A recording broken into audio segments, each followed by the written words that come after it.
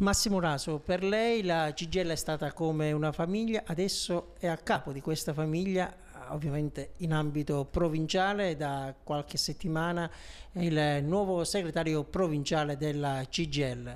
Si aspettava questo nuovo percorso, questa nuova tappa?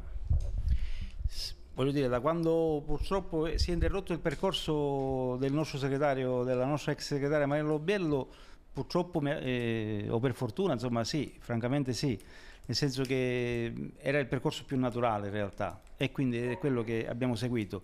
Infatti il tema è esattamente adesso questo, cioè quello di continuare lungo quella strada, perché la strada è stata già tracciata. Io ho voluto sottolineare nel mio discorso di insediamento esattamente questo, cioè io arrivo a metà mandato sostanzialmente del segretario precedente, il primo nostro obiettivo, il nostro primo assillo è quello di continuare quello che insieme a Mariella avevamo tracciato programmaticamente per questa provincia, quindi bisogna portare avanti tutte le cose che ci eravamo detti che avremmo dovuto fare insieme come CGIL in questi anni.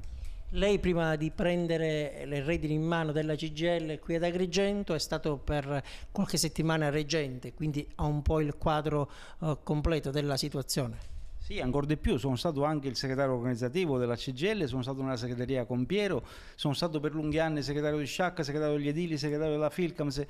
Era quel percorso a cui lei si riferiva quando diceva che questa è stata la mia famiglia tutti questi quasi 30 anni, sono 27.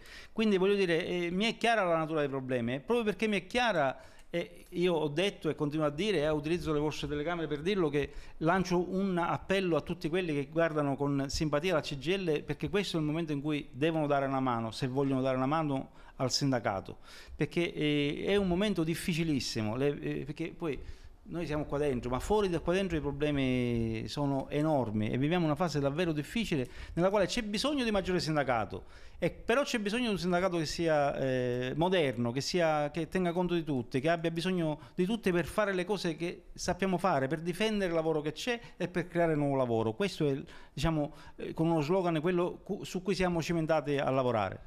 Qual è lo stato di salute oggi della CGIL?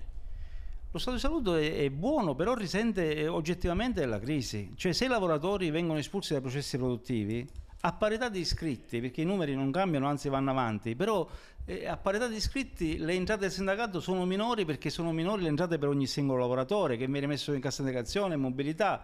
Questo è il vero problema. La vera priorità, e non certo per ragione di bottega, ma perché questo è il tema sociale più rilevante, la priorità per noi è il lavoro.